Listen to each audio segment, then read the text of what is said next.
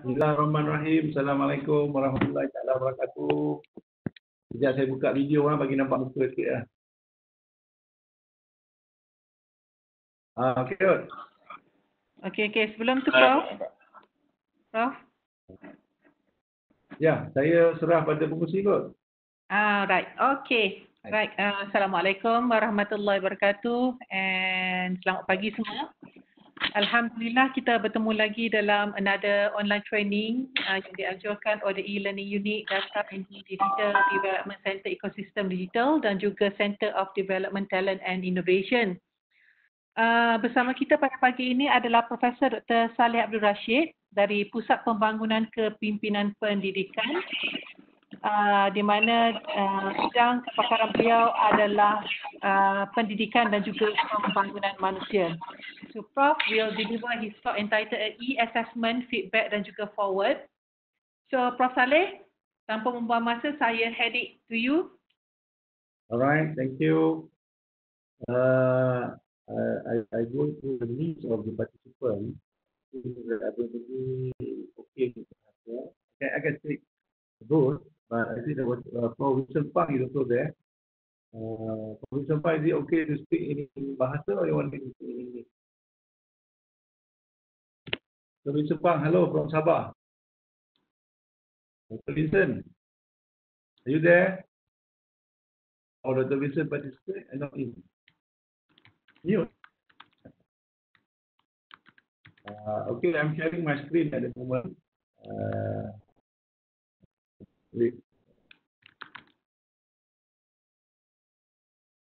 So, Assalamualaikum warahmatullahi wabarakatuh.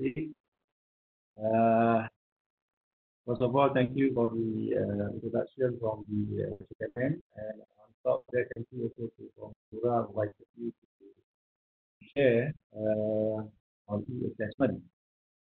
Actually, in UNED, we're doing it almost every day, 3 to 5, about 2 weeks. Only this week, already taught and training, and depends on the demand of the lecturers. Even we have done one session with the students, especially for the students, and the students coming in and give their feedback about their 2 weeks online learning. I wonder, UMT already started their classes online. Prof, sorry yes. Prof, kalau boleh sebab tak berapa jelas boleh Prof, ada ramai komen. Okay, saya dekat sikit mic. Okay. Yes. Ni okey tak? Okey, jelas. Suara kena buat sikit lah. Okey. Bagi arahan komandan mesti kena kuat. Sispa kan? Dato' dia boleh dengar tak? Clear, jelas. Okey, saya dekat sikit lah. Tapi saya takut nanti dekat sangat dengan skrin. Nampak lubang hidung. Baju kuning ni saya punya mic ni ada rosak sikit, jadi saya terpaksa dekat sikit lah. So, siapa yang ternampak hidung ke, ternampak dahi, minta maaf lah ya. Okay, let me start again. Actually, in UNED, we have done this for almost 2 weeks continuously. I think it goes together with the other university and same goes to the UMT also. Even it's very interesting. Last week we have one session with the students about how they are following the class for topics, and it's very interesting to have their voice and their comment about the online learning. I will share with you. Let me focus on my presentation this morning. Actually, when Prof. Mazura approached me to take a topic, I give one good topic to her, but he said delivery is already been done last week. So this week, UMT is focusing on the assessment. So I need to give another topic. Dato' Syarudin did call me this morning asking about the session today. The topic that I give.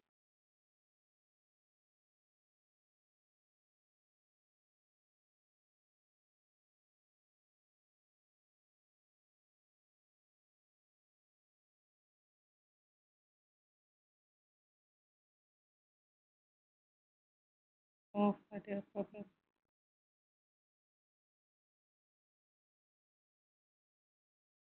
we are doing on online learning. Actually, at UNIMAP, I have a different philosophy of using online for teaching. Online for teaching. Actually, we started with whether we want to teach online as same as what is happening in face-to-face. Meaning that if you're having 2 hours lecture face-to-face, you're supposed to deliver your lecture online for 2 hours. I disagree on that. So at the end, after a long discussion, we come to a conclusion that we are going to take about 40% of the actual face-to-face time to just give about 40% online. Maybe UNT have a different perspective because I don't really call this online learning and assessment because when we are having this MCO or the PPT, the situation is different. You can't really do online as usual. We can call it as online pandemic, online during the PPT. So for me, you should have be more creative, more innovative, more flexible in delivery, and also in doing your assessment. What happened? What happened? What happened, Ismail? See okay, the screen? Prof, sekarang ni sebab ada poster Prof saja Prof. Okay. Okay, let me share my my PowerPoint again. Alright? Alright. This is by Nurul Huda. I think they call it. Wait. I think the system, I think all with the line. It doesn't come out whether I'm sharing or not. Wait. Memang line Prof ada problem sikit Prof. Saya dia keluar ni. Dia keluar. Saya pakai tempo. Dia slow, saya punya line slow saya rasa. Sekejap Dia tak keluar. Kalau line Prof slow, Prof apa nama webcam kena off. Kenapa? Webcam Prof off dulu. Ya, saya tutup webcam dulu. Musim harum manis dia slow sikit kot. Kalau saya tukar pada telco, dia putus tak? Dia putus kejap lah. Putus kejap. Tapi dia akan reconnect balik. Okay, good. Okay. You are sharing Microsoft PowerPoint now. Is it okay? Belum keluar lagi, Prof. Nampak gambar Datuk Din dia keluar, makan kacang. Okay, Prof. Dah keluar. Okay. Okay. Alright lah. I think I switch from English to Malay. Right. This is my topic actually, assessment, feedback and feed forward. Memberi maklum balas ke depan dan maklum balas yang ke belakang lah. Before kita mula, saya suka rujuk kepada filosofi of John Dewey. Dia kata, if we teach today students we taught yesterday, we going to rob them of tomorrow, right? So meaning that what is happening now, apa yang berlaku sekarang ini, sama ada kita sebagai student atau sebagai lecturer, I think tak ramai dari kita yang telah dilatih untuk mengajar dalam keadaan macam ni lah. We are never been taught to teach as what is happening today. Saya rasa lah, kan? Lepas tu bila kita menyampaikan,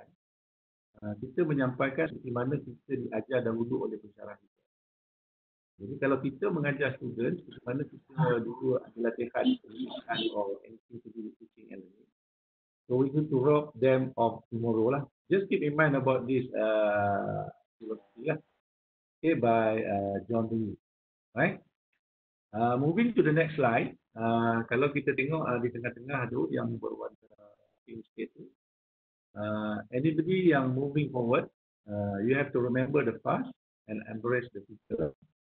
Bermaksud dalam zaman COVID ini, saya rasa kita ada sedikit perbezaan terhadap apa yang kita lakukan lah.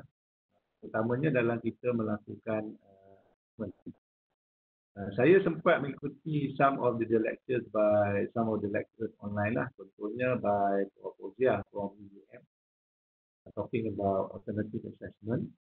Bagaimana alternative assessment tu boleh digunakan untuk kita menggantikan kita punya assessment yang kita buat yang biasanya berdasarkan kepada pen and pencil lah. Satu lagi yang saya nak kongsi, the good thing about what we are doing at UNIMED now. Kita yang kelas diploma yang sepatutnya menghadapi peperiksaan, we are convert all the final exam, or we call it SSE, into continuous assessment. Meaning that there is no final exam for the diploma student.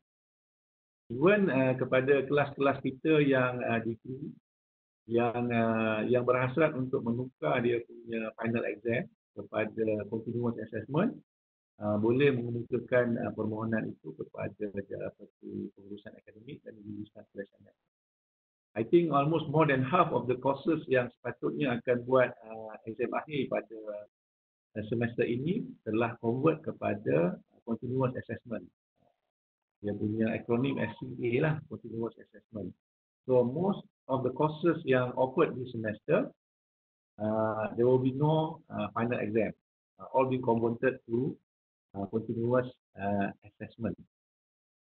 The other thing we have to keep in mind adalah kalau kita tengok yang lepas, Putin telah bersama dengan kita about 6 weeks. Already with us about 6 weeks, and they're going to continue with us tentang penggunaan online learning lah. Okay? Tentang penggunaan online learning lah. Okay?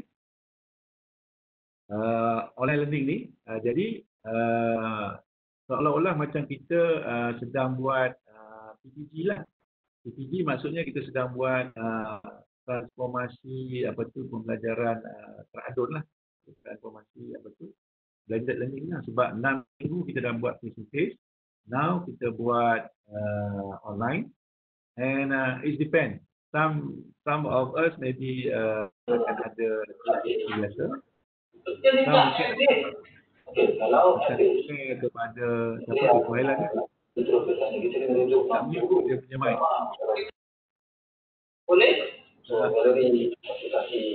Boleh saya continue? Boleh? Boleh saya continue? Boleh Prof. Boleh Prof. Boleh. Okay. Itu Hafiz ke tu? Ya saya Prof. Okey. Dengar suara kenal lah.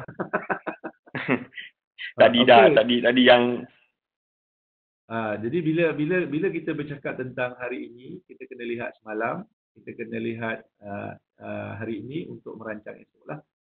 So sebenarnya PKP ni banyak mengajar kita tentang online learning lah, online pandemic learning lah kan. Sampai ada satu artikel saya baca, pendidikan tinggi telah ditelanjangkan lah apabila mereka bergerak kepada online learning lah.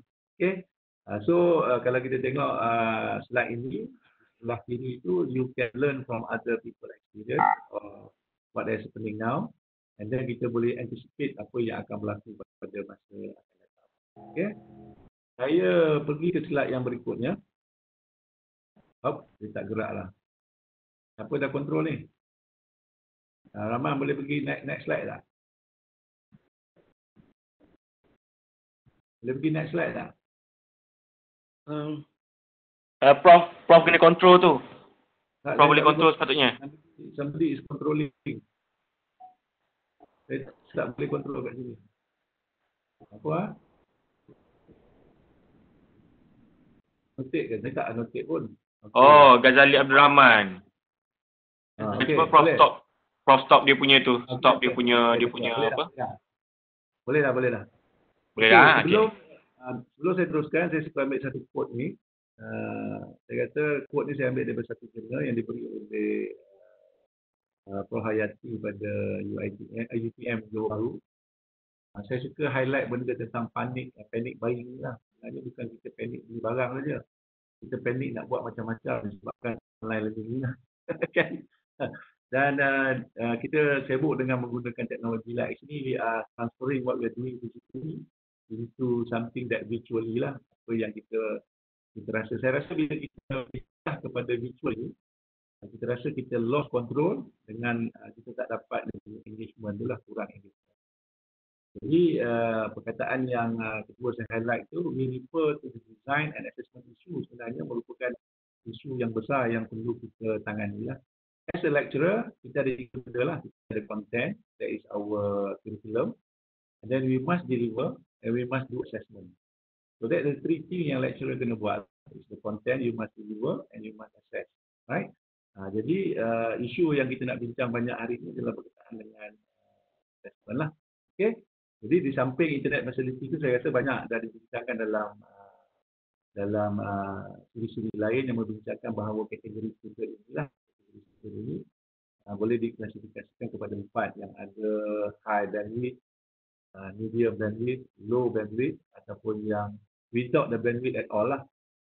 Saya tak pasti survey yang dilakukan oleh UMT, tapi UNEP we have about 10% yang tak ada internet langsung lah, about 7%. Tapi yang low bandwidth ni about 37% lah. Tapi so far when we conduct classes last 2 weeks, the participants should be almost every classes got about more than 90% participant lah. That shows a good sign lah. Okay. Okay. Yang ini maybe we just can read.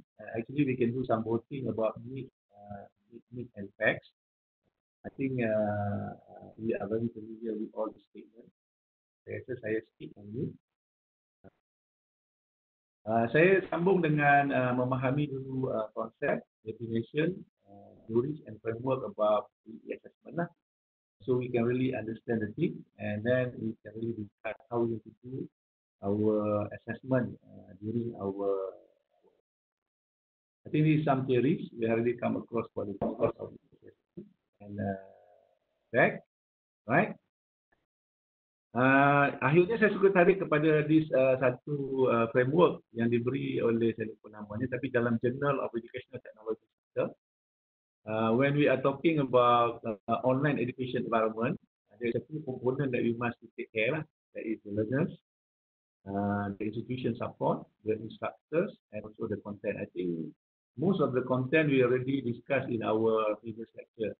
Saya cuma nak highlight bahawa hari ini apabila kita bergerak kepada online learning, kalau kita tengok di atas tu, kita dah ada satu peranan yang berubah. Yang ini lecturer kena faham.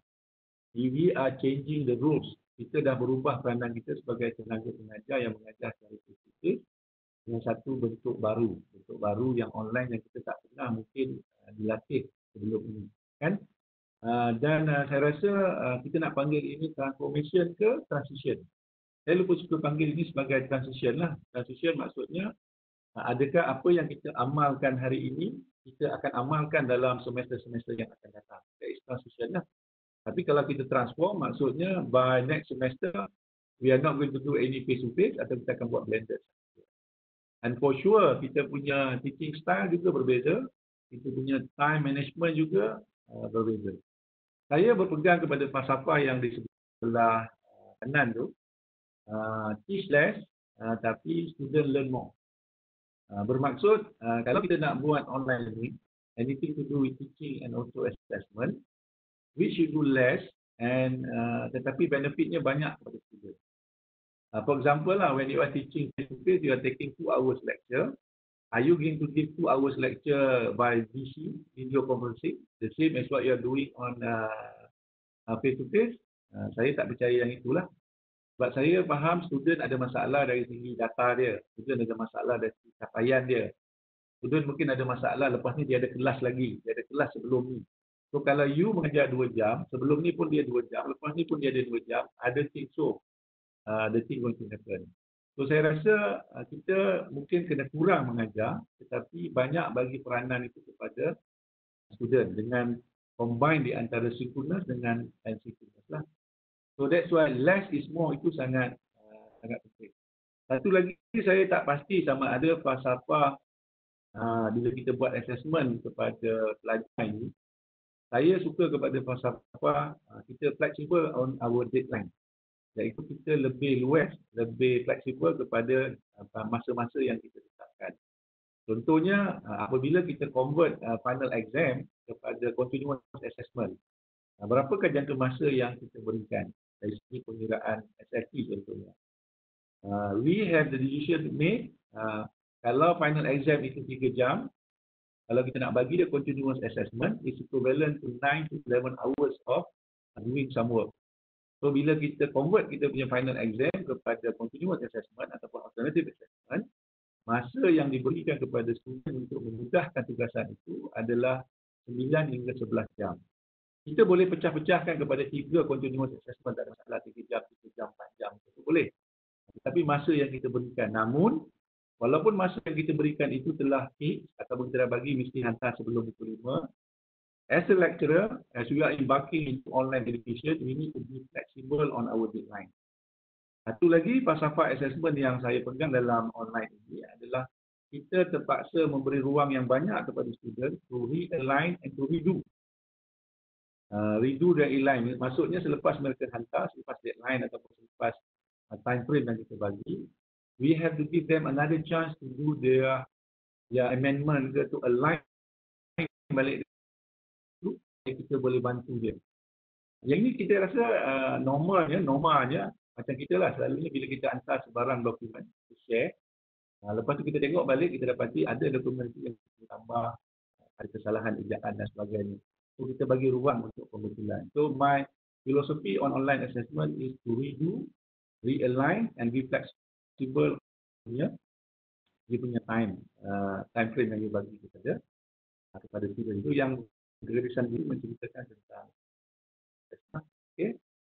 Yang ini I think what is assessment should be no problem. Everybody understand. Some misunderstanding about when we meet assessment. I think Provincial is here. Apakah dalam bidang evaluation yang I don't know whether you are on the same boat dengan myself. You can comment later. Provincial, may I hear your voice, Provincial? Provincial? Provincial? Jauh kot. Vincent, kena unmute dulu. Right. Provincial? Saya dah unmute dah, Provincial. Provincial cakap? Ada? Saya dah unmute dah, Provincial tadi. Vincent Pan Kang. Ada Provincial lah? Saya seorang je cakap. Halo Provincial? Dengar habis Saya dah unmute dah. Dia tak cakap. Ataupun waktu dia tengok cakap lah Prof Saleh. Tu. Provincial, are you okay? Oh, Provincial dia pakai ni kot, dia pakai mask tu, dia tak boleh cakap kot. Okay, no mind. Let me continue. Sorry, Provincial, I cannot hear you. Maybe later during our discussion. Assessment and evaluation are the same. Yang ini is misunderstanding. We actually are doing assessment. We are not doing evaluation. But evaluation ni more of the concept of summative. Jadi untuk menilai program ataupun dijunjung lah. Assessment ni is something that we do formally ataupun kita panggil formative. Dan juga assessment yang berkala, and is looking at more on the progress and development rather than summative form lah. So assessment and evaluation is totally two different terms that kita selalu guna interchangeably, but we have the same meaning. Assessment and evaluation are different. Saya percaya mungkin dalam bahasa Melayu pentaksiran kot. Kalau ada pakar bahasa assessment pentaksiran kan? Ada? Ada siapa-siapa? Satu lagi yang apa? Pentaksiran. Ya. Okey. So pentaksiran dan penilaian adalah dua istilah yang berbeza. Tapi kita selalu menganggap benda itu sama. Yang itu kita kena jelas. Satu lagi, most assessment is summative. Itu satu yang saya dah sama sekali lah. And assessment is one-way communication, give feedback and student work. Tadi kalau kita lihat kepada konsep realign and redo, sebenarnya kita buat assessment lah.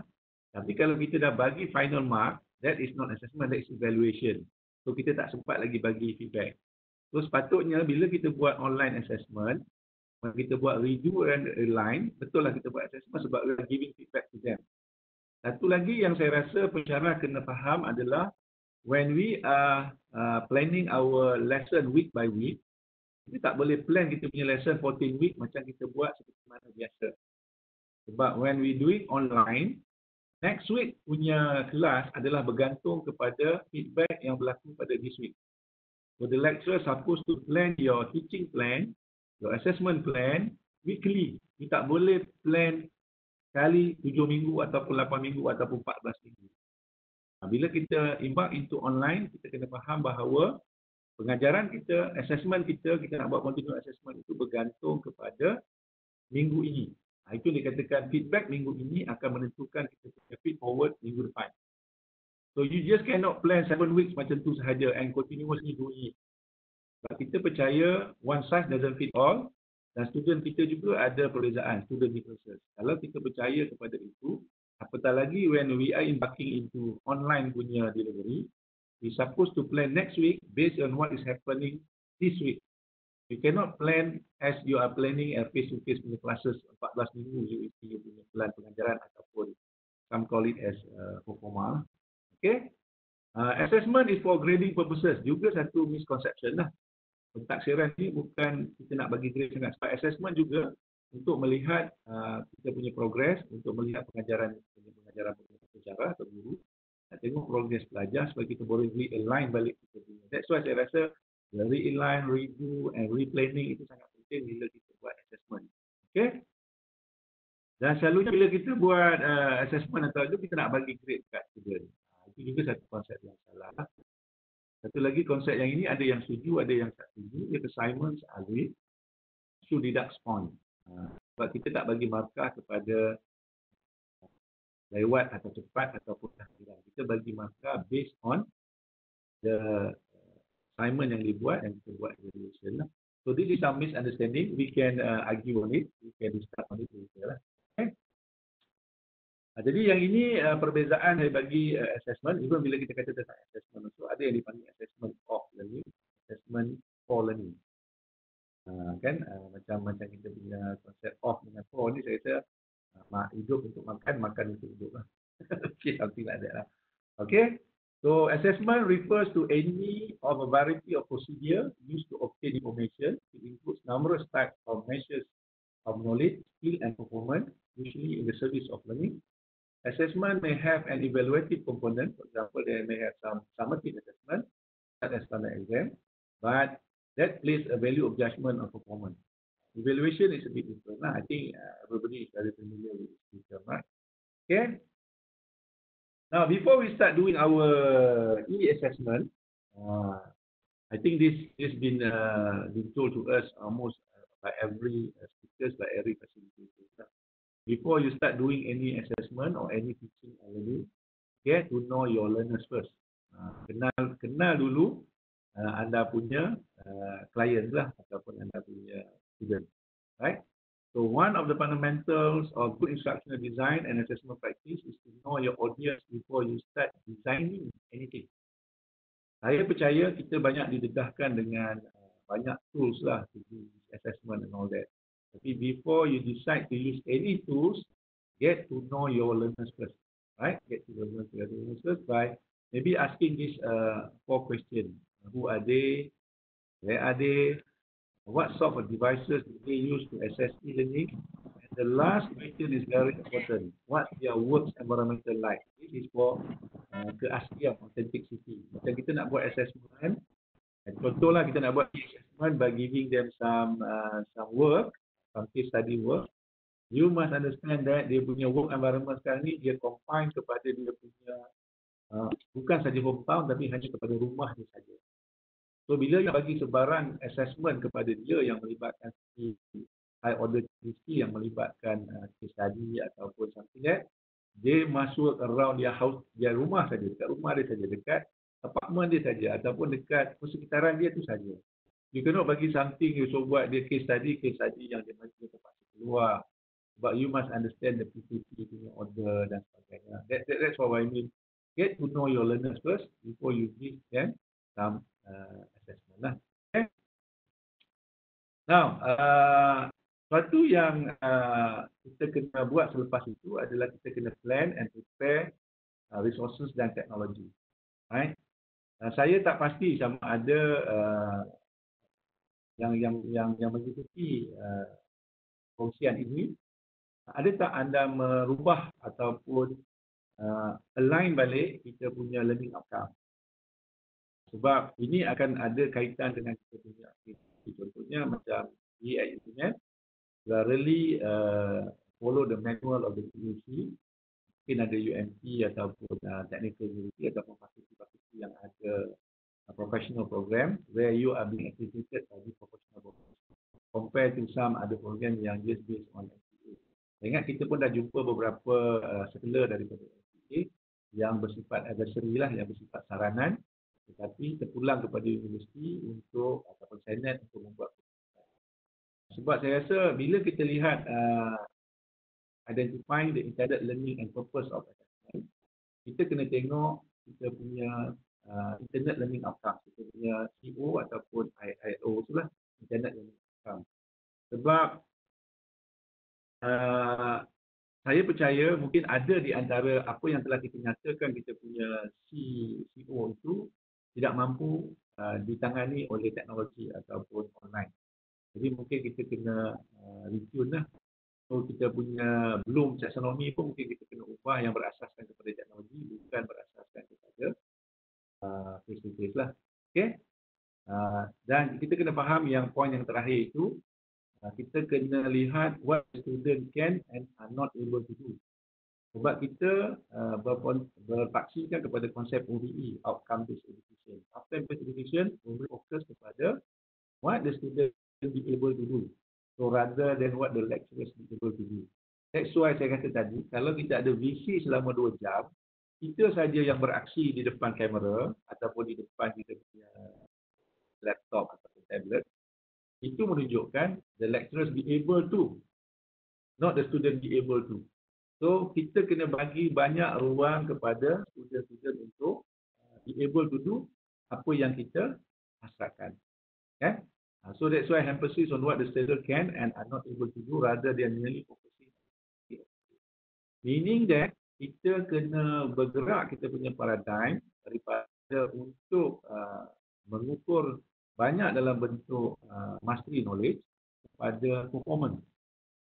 So we have to move away from kertas dengan pensel, kita bergerak kepada online ini. Kita juga kena bergerak daripada mengukur ataupun mentaksir prestasi lah. Jadi bila mentaksir prestasi, apa yang kami buat, apabila kami convert kami punya final exam kepada continuous assessment ataupun midterm exam, midterm test kepada continuous assessment, setiap daripada kita terpaksa membina rubrik. Rubrik yang mengukur kompetensi atau prestasi seseorang itu lebih daripada nak mengukur ilmu dia sahaja. So yang itu kita kena berubah. Yang itu kita kena berubah lah bila kita buat e-assessment lah. Okay. So satu lagi perkara yang sangat penting bila kita merancang kita punya assessment, saya buat di situ ada perkataan align and review. Saya dah ulas tadi, ini to do some alignment. Contohnya ada beberapa CO yang kita terpaksa gabungkan menjadi satu. Atau kita terpaksa review kepada kebolehan demonstration saja. Lebih kepada innovative dan kreativiti. Mungkin kita tak boleh ukur dalam online, tapi kita boleh measure kebolehan dia membuat presentation atau demonstration secara online itu, kita boleh lihat dia punya kebolehan itu. Sebagainya lah. Tapi agak sukar untuk mengukur benda yang melibatkan hands-on ataupun skill yang satu lagi saya rasa kita kena faham adalah you can deliver in different kind of method, but when doing to assessment, you must only do one assessment for everybody. Maksud saya, macam kami lah. Kami buka option tu kepada student sama ada untuk mengikuti kelas secara online dan mengikuti assessment seperti biasa, iaitu ada peperiksaan akhir di video. Tapi kita ingatkan pensyarah, kalau pensyarah itu mengambil keputusan untuk buat assessment online dan tidak buat final exam, semua student kena ikut. Tak boleh ada student kata, okey saya nak ikut kelas online tapi saya nak buat final exam. Jadi tak boleh separuh student ambil continuous assessment, separuh student ambil final exam. It cannot be like that. So you can have different kind of delivery, different kind of method to teach, but assessment must be in one form. Everybody masih ataupun mengambil benda yang assessment yang sama, secara online ataupun secara that's why itu merujuk kepada poin yang biru itu, iaitu valid, reliable, fair and consistent. You tak boleh ada satu kelompok pelajar yang some want to take continuous assessment, somebody nak buat semua bentuk ni, somebody nak buat semua bentuk lain. They must do the same assessment, but you can deliver different way. You can deliver assessment for different group, doesn't matter. Although they are from the same courses lah. Okay? Yang lain-lain tu tak ada poin yang besar sangat. Itu adalah flexible lah. You need to be flexible on your assessment. Okay? I think bila kita bincang yang konsep framework dan sebagainya, sebenarnya we are looking at our assessment have to be based on our punya learning objective ataupun intended learning outcomes, and based juga what you kita punya delivery. Because bila kita punya learning outcome, kita akan deliver berdasarkan learning outcome itu supaya kita boleh melakukan benda itu. Dan bila kita menilai apa yang kita boleh lakukan. So, apa yang ditaught, be measured. Apa yang kita ajar akan diukur. Dalam melihat kepada kebolehan student untuk melakukan. Itu sebenarnya konsep triangle itulah. Kalau ada sesiapa nak jump in, boleh? Belum saya sambung? Ada? Cuba angkat tangan, nanti saya cuba unmute. Kalau ada sebarang persoalan boleh raise hand. Saya rasa banyak isu yang saya bangkitkan tadi, mungkin ada yang setuju, ada yang tak setuju, ada yang nak bangkitkan. Boleh? Nanti dia one way je communication kan. Saya je deliver, tak ada pula deliver tu. Communicate tak? Ada? Itu ada Muhammad? Ada tak? Prof. Yap. Prof Saleh. Ya, saya. Whatever you say just now, does it depend on the number of students that you are teaching online? I think the number of student yang ada online ini is quite fixed lah, kan? Berapanya semua kita dapat saranan daripada KPT. No student to be left behind lah. Tak ada student yang sepatutnya ditinggalkan. Sebab tu apabila kita nak memulakan online ini, kita diminta buat survey kepada student, bertanya tentang capaian internet. Seperti yang saya kata tadi, ada 4 kelompok pelajar yang ada capaian internet lah. Yang capaiannya okey, yang mereka ada unlimited package. Ada yang agak sederhana tapi pakai package yang limited, RM20, RM70 ataupun berapa data harinya lah. Ada yang ada capaian tetapi sangat rendah capaiannya, low bandwidth. Dan kumpulan yang keempat adalah kumpulan yang langsung tak ada capaian. You cannot communicate with them online. Have to be in other ways lah. Jadi hasil daripada survey itu, maka kita buat keputusan untuk sama ada nak buat online atau tidak. Suka saya maklumkan beberapa hari ini telah ada persatuan student yang minta supaya semester ini di null dan void kan. Di apa? Null and void ni bahasa Melayu kata apa? Datuk Din, null and void kata apa? Terbatal kan? Terbatal. Terbatal. Silakan. So ada kumpulan student yang minta supaya semester ini dibatalkan sebab dia kata kita tidak dilatih untuk mengikuti kelas cara ini. Lagipun pensyarah juga tidak dilatih untuk mengajar cara ini.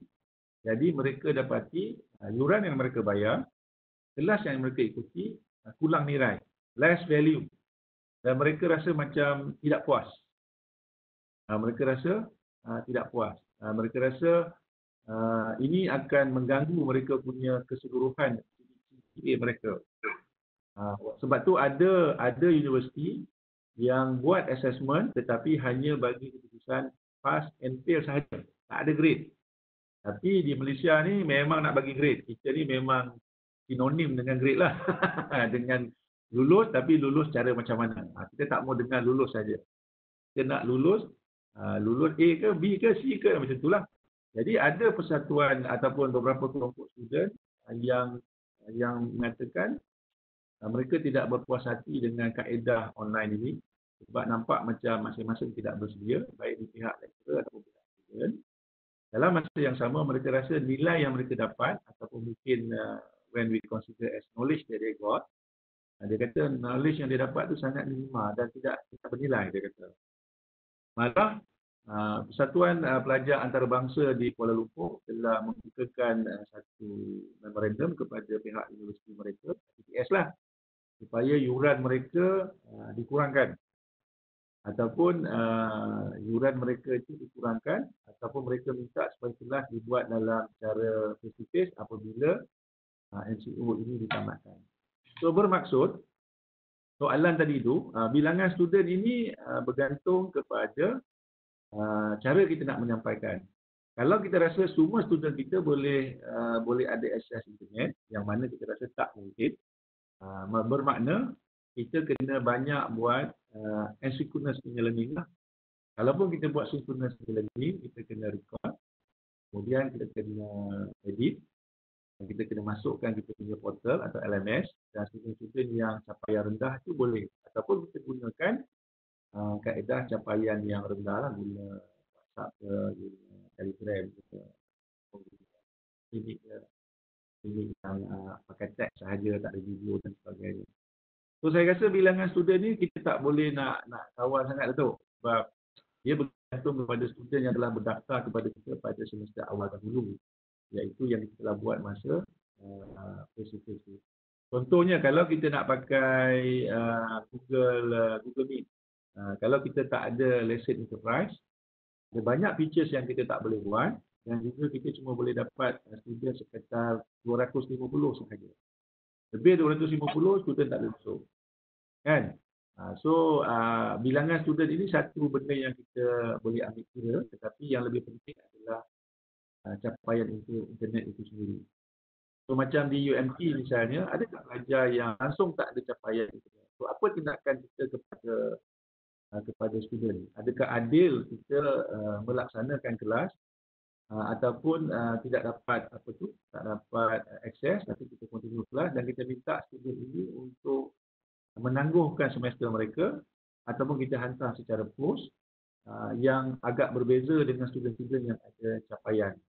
Di pendemokrasian pendidikan itu terus dipersoalkanlah dari segi ketidakadilan. Kalau saya boleh jawab macam tu, Datuk. Okey, panjang lebar Ustaz jawapan. Okey, understood. Cuma satu soalan advance, boleh? Boleh. Okay. What is the best assessment for a big group? A bigger group. The best assessment you think? Ini advance ni, mungkin at end of the lecture mungkin dulu. Memang advance ataupun bercorak feed forward lah. Dalam slide berikutnya akan ada jawapan dia. Boleh? Okey. Okey, ada lagi soalan ataupun nak sambung? Ada soalan lagi? Prof, tadi ada daripada UTHN 2018. Dia kata previous slide tu pass to read. Boleh Prof tunjuk balik slide sebelum ini sekejap? Boleh. Tu. Ni. Slide sebelum ni. Dia cuma nak tengok speaker dulu, Prof. Ni kan? Saya tak pasti. Daripada UTHN 2018. Ataupun kalau dia nak bertanya, boleh unmute dia kot. Saya dah unmute dah. Boleh bertanya? Slide mana? Siapa tu? UTHN. Ya. Waalaikumsalam. Salam, ya. Boleh saya tahu siapa tu? Saya Daniel daripada UTHM. Ya, betul saya terlepas pandang yang triangle tadi. Okey. Yeah. Ataupun Hafiz, kau ada soalan di sebelah chatting kalau nak bacakan? Ada tak? Okay, buat masa ni tak ada lagi, Prof. Yang OD ada berapa OD yang masih stay in? 80 juga ke? 166 participant. Ui, ramai. Takkan tak ada soalan? Soalan tak? Ada soalan boleh. Saya tak bertujuan untuk menunjukkan apa-apa untuk buat e-assessment. Saya lebih nak banyak discuss tentang konsep. Kan? Nak buat e-assessment ni, nak pakai tool tu, boleh rujuk YouTube dan sebagainya. Tapi yang kita nak bincang ni adalah dari segi how kita nak buat e-assessment. Konsep-konsep yang kita kena faham. Itu yang saya lebih nak bawa pada hari inilah.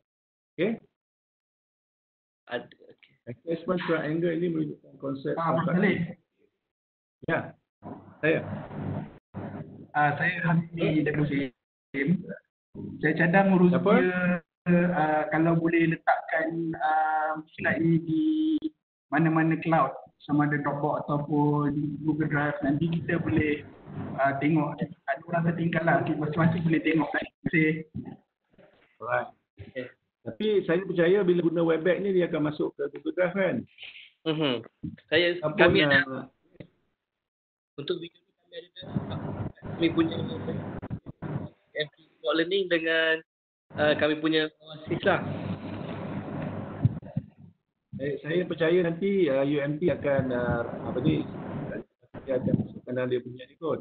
Kita boleh access balik kan? Boleh. Saya pun nak tengok mana saya beraksi lah. Okey, ada soalan lagi? Ada Prof, daripada Rohaya Talib, konsep constructive alignment. Dia kata apa? Assessment triangle ini menunjukkan konsep alignment. Yes, saya boleh terimakan hal itulah. Apa yang dimaksudkan dengan constructive alignment ini, kalau kita terjemahkan dalam bahasa Melayu, adalah jajaran. Kita menjajar semulalah. Konstruktif ni menjajar secara konstruktif lah. Saya suka buat analoginya pada kereta kita lah. Bila kereta kita tu dah lari alignmentnya, kan kita pergi buat alignment semula kan. Bermaksud, bila kita buat assessment ini, sebab tu saya kata tadi, falsafah ini lebih jelas bila kita buat online. Disebabkan masalah-masalah capaian tadi, masalah pelajar kita, masalah environment PKP dan juga pandemik ini. Jadi bila kita buat assessment, sebab tu kita kena selalu berfalsafahkan kepada konsep konstruktif. Konstruktif ni maksudnya kita kena fleksibel dengan masa yang kita beri. Kita kena bagi assessment yang lebih simple tapi dia belajar lebih. Dan kita kena bagi maka ruang untuk redo dan realign. Bermaksud kita tak boleh buat macam mana kita buat face to face, kita buat evaluation. Tak boleh. Sebab kita kena faham bahawa online ini adalah sesuatu yang baru bagi kita. Sebab tu saya kata tadi, apa yang berlaku hari ini, dia akan beri maklum balas kepada kita, apakah yang kita akan buat selepas post-COVID nanti. Sebab sebelum ini dia tak berlaku. Saya sebagai pendidik sendiri pun, yang ambil bidang pendidikan, saya tak pernah diajar untuk mengajar online dalam zaman pandemik. Kan? Saya rasa yang itu yang dimaksud dengan constructive alignment tu. Ada sesiapa bercakap ke? Rohaya ke? Rohaya nak bercakap sesuatu ke? Saya unmute kan? Ya.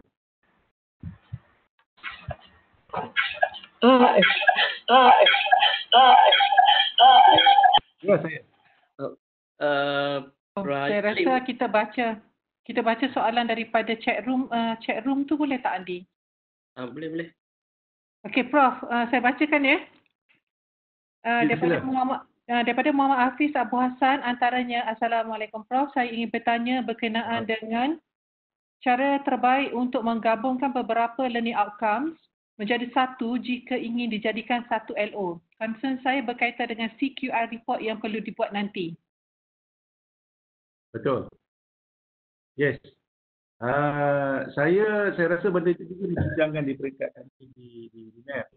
Sebab malah kita sarankan kepada lecturer untuk cuba align balik dia punya learning outcome. Mungkin 3, 2 menjadi 1.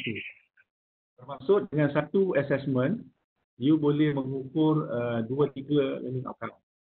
Daripada sebab kita biasanya akan buat satu assessment untuk mapping dengan satu PO untuk outcome misalnya.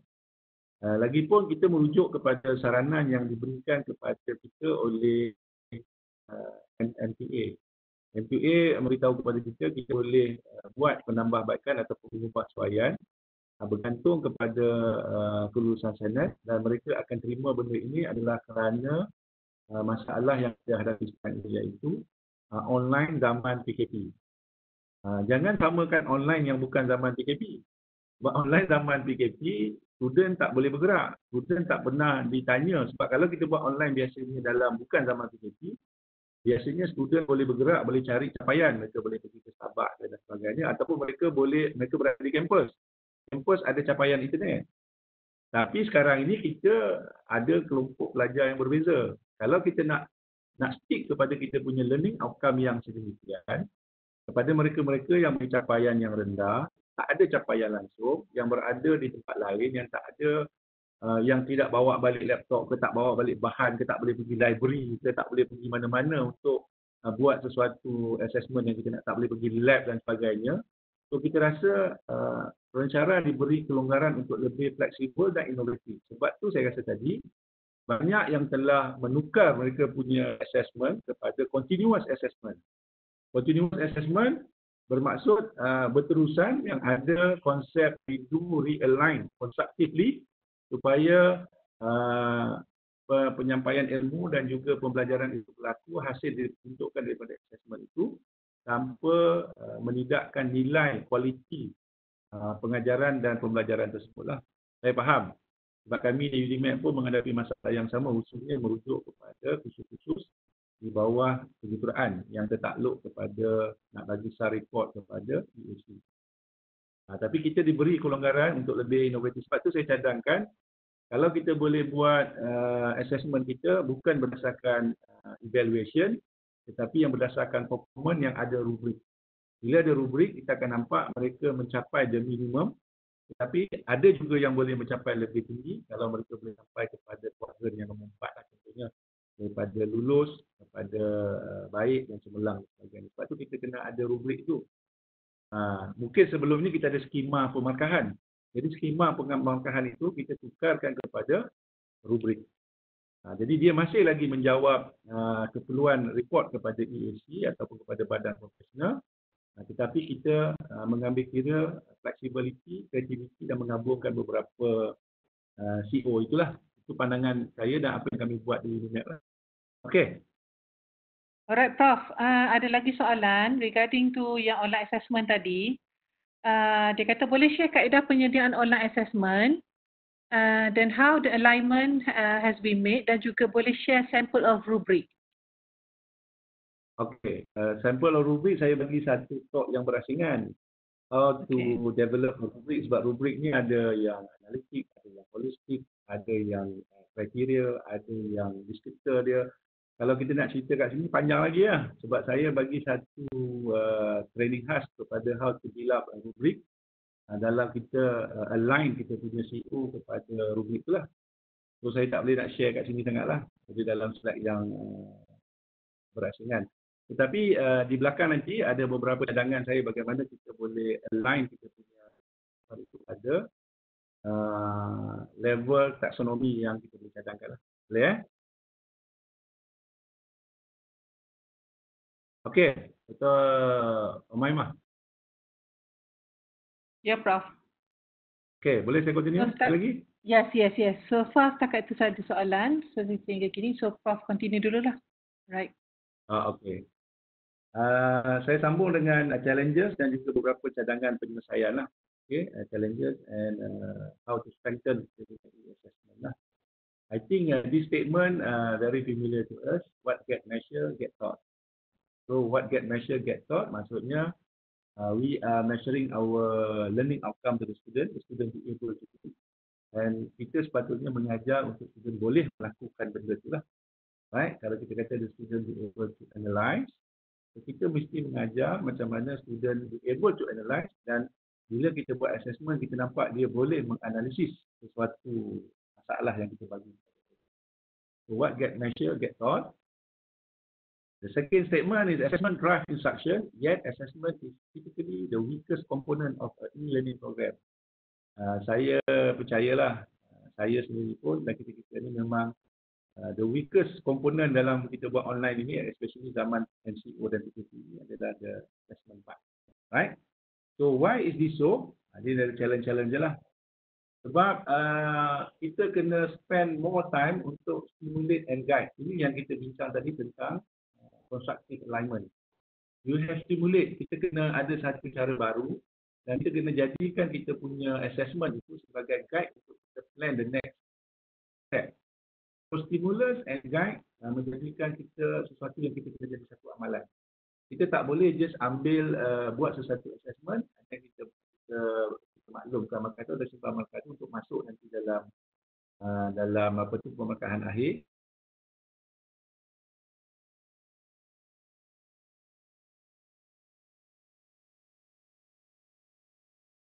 Kan begitu. You have to plan next week based on what is happening this week. So the feedback will give you the feed forward. Itu yang tajuk saya cuba bincang. Dan saya rasa yang nombor ini adalah satu perkara yang sukar untuk dipecahkan. It's a long tradition of assessment strategy based on exam and test that measure. Sebab saya percaya apabila kita mengukur peperiksaan akhir, final exam, we actually measuring the knowledge. Kita cuma nampak knowledge dulu. Kita tak nampak the Sakamoto and the attitude part. Yang kita nampak adalah the knowledge part, the C part, the C1, C2, C3, C4, C5, C6. Kan? Kita jarang measure kita punya Sakamoto dan gitu. Sedangkan kita rasa itu yang menjadi antara komponen penting dalam kita buat assessment. Be able to do, bukan be able to write, be able to answer questions.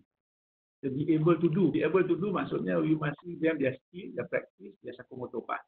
Yang itu kita rasa banyak yang kita tak buat. Berbanding dengan khusus Quran, they want about 60 to 80% theory. Khusus engineering tech, the other way around, 60 practical, 40 theory. And the BTech lagi banyak dia nak yang, tapi kita punya assessment punya paradigm tak banyak yang berubah. Right? Perkataan yang ketiga itu adalah authentic e-assessment. Saya dah bincang tadi, bila kita nak bagi any e-assessment, we must understand kita punya client, kita punya student. Keadaan mereka sekarang ni macam mana. Psychologically macam mana. Socially macam mana. Socialnya mereka ni tak ada kawan-kawan di sebelah, tak ada rakan sebaya. Mereka mungkin ada dengan keluarga mereka, macam mana dia orang B40 ke, B20 ke. So any assessment yang kita nak bagi kepada mereka, contohnya kita nak bagi dia assignment, bagi dia one page atau one paragraph ke atau sebagainya, you must understand dia punya situation. Barulah kita kata authentic kita punya e-assessment itulah. Especially when we are mentioning the 20 characteristics, the competency and the abilities. Kan? Okay? Feedback dan feed forward tu banyak dah kita bincang lah. Dan satu lagi yang kita rasa challenge of e-assessment ini, berani tak kita buat e-assessment ini, bukan kita yang menjadi penentunya, kita minta self ataupun peer assessment atau disebut BESA dengan peer assessment. Bermaksud bila student buat presentation dan sebagainya, komen-komen student itu memberi ruang kepada mereka mencapai sesuatu. So when their peers comment, that is considered as an assessment rather than you comment or you yang bagi feedback. So the student feedback akan menjadi feedback kepada student yang buat assessment itu. So yang ini juga kita rasa tak banyak yang kita berani berubah lah. Iaitu kita percaya kepada self dengan peer assessment. Kita masih nak authoritatively, kita yang buat assessment rather than their peers or their self. Contohnya kita boleh rate diri kita kan, berapa, dari segi ini berapa kita boleh rate diri kita. Apa pandangan student. Barulah kita tolerate on that. Kita akan dapat satu score ataupun satu report yang menunjukkan kebolehan student melakukan. Kan? Itu saya rasa challenges dalam e-assessment lah. Okay? Mungkin ada yang differ, tapi tak apa, boleh bincang. Dan how to overcome these challenges, saya rasa perkara pertama yang kita kena rujuk adalah kita punya penyampaian lah, instructional design. Sebab tu bila kita buat penyampaian secara online ini, dua perkara yang jelas adalah kita hilang kontrol dan hilang kawalan kepada student kita. You tak nampak, you cuma nampak mungkin muka-muka dia saja ataupun you nampak beberapa orang saja. Macam saya ni, saya tak nampak siapa pun. Kan? Sebab saya hanya tengok skrin saya saja. So your instructional design should be different. You kena fikir benda-benda itulah. Dan kita kena ada variety of methods. Jadi bergantung kepada apa yang kita nak buat, assessment baik, delivery baik, bergantung kepada itu kita kena pelbagai lah. Kita kena ada synchronous, asynchronous dan kita guna beberapa tools dan sebagainya lah. Dan sebenarnya teknologi adalah satu cara untuk kita enhance assessment. We are still doing assessment, tapi kita cuma menggunakan melalui teknologi. Okay? Dan kalau boleh bila kita buat assessment, it should be evidence-based. Inilah, evidence-based artinya OBE. I think you have understand the difference between outcome, output, impact dan effect. Kan? Boleh tak? Boleh nampak beza tak antara outcome, output, impact dengan effect? Nanti kita tanya Hafiz, Hafiz boleh jawab tak apa beza antara empat tu? Apa beza outcome, apa beza output, apa beza impact, apa beza effect? Boleh ya? Tanya Hafiz kemudian lah. Kemudian apabila kita dah buat itu, perkara kelima dicadangkan di situ adalah feedback and feed forward. Sebab tu dalam e-assessment ini, istilah feedback and feed forward itu saya munculkan sebab maklum balas yang kita terima daripada satu-satu pengajaran atau assessment yang kita buat akan menentukan apa yang kita nak buat esok. So, what is happening today? Apa yang kita nak rancang hari ini bergantung kepada apa yang berlaku semalam untuk kita bertindak esok. Goes the same with the theory of Dewey tadi. So you must tahu apa yang nak buat hari ini mesti bergantung kepada apa yang berlaku semalam untuk kita bertindak esok. So sama juga kita buat e-assessment. Kalau kita buat assessment formatively kita buat minggu ini, kita akan dapat result itu kita kena realign balik. Constructively, what kita nak buat esok. Contohnya kan, masa minggu pertama kami buat online itu, ramai pelajar yang kata nak kena masuk berapa kali lah, tak dapat masuk lah, nak kena admit lah. Kan? Ada macam-macam lah. Suara putus-putus lah, ada dan sebagainya. So, are you going to teach the same topic next week? Are you going to teach a different topic next week? Ataupun you nak kena ulang balik previous knowledge before you start teaching next week? So, it depends what is happening this week before you decide what you want to do next week. That is feedback and feed forward. So e-assessment pun sama. Bila you buat assessment, you tengok student punya pencapaian ataupun student punya result daripada you buat formative e-assessment, itu akan menentukan sama ada you nak proceed with the next topic sebagai prasyarat ataupun you rasa you need to ulang balik sebab student online ini nampak macam mereka mengikuti daripada awal sampai akhir. Tapi mereka mungkin tak intercept sebab mereka tak dengar ke putus-putus ke, mereka pergi buat kopi ke, kat rumah tu tiba mak dia panggil ke dan sebagainya kan. So you never know. But e-assessment will give you some feedback before you move forward. Right? So it's the challenges lah untuk buat yang online ini lah. Okay?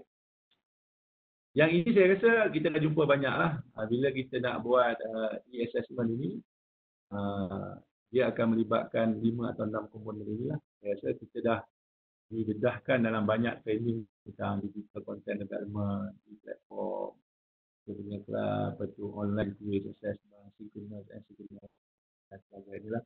Cuma ada beberapa tips kat situ lah.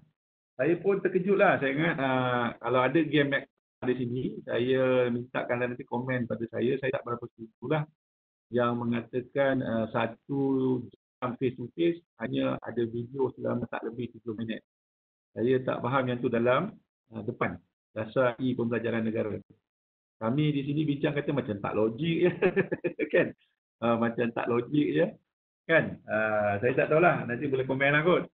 Kita komen yang tu kemudian. Okay.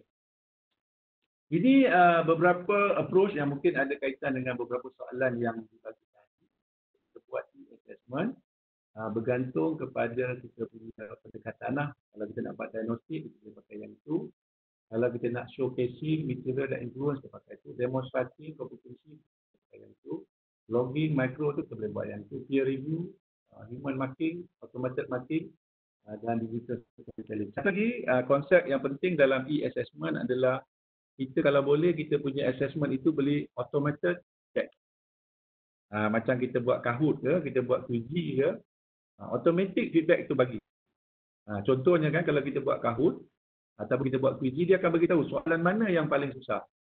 Soalan mana yang paling susah itu menunjukkan kita mungkin kena emphasis balik pada tajuk itu pada minggu depan. Sebab tajuk tu ramai yang gagal.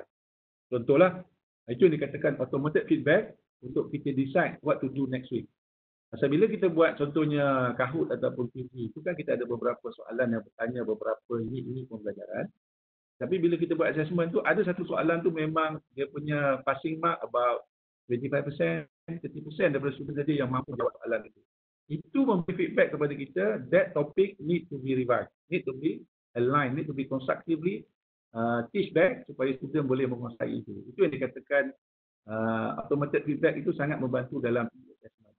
Automatically dia beritahu soalan. Kalau soalan yang paling senang itu, sebab dengan buat kuiji ataupun Kahoot itu, ataupun apa bentuk assessment juga, automated feedback akan memberitahu kita the margin point. Apakah yang paling sukar dikuasai, yang berlumpur kepada student. Yang itu kita kena rancang untuk minggu depan. Okey?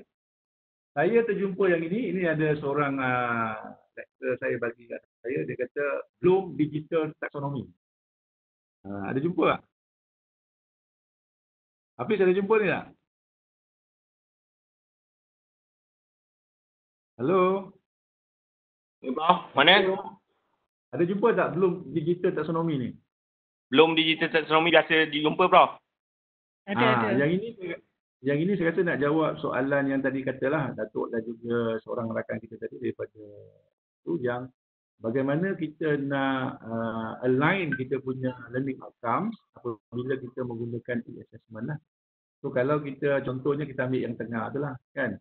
Kalau kita minta mereka nak buat applying, kita punya learning outcomes at the end of the lesson the student be able to apply. So kita boleh guna calculating, charting, editing and uploading. So kita mungkin tukarlah applying tu maksudnya the student be able to apply by uploading. So kita boleh tambahlah kita punya kompetensi atau behavior tu berdasarkan kepada perkataan-perkataan yang dicadangkan lah, kan? By filming, by podcasting, by directing.